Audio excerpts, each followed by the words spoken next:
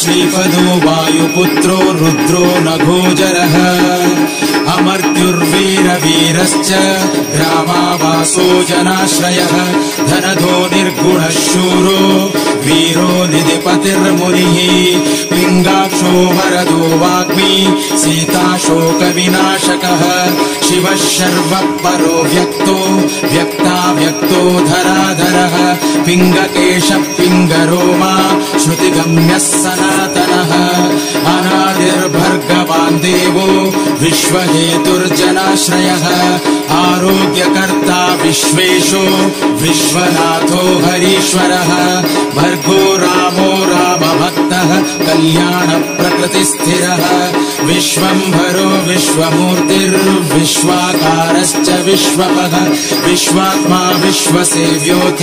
विश्वो विश्वहरो रविः विश्वचेष्टो विश्वगम्यो विश्वध्येयकलाधरः।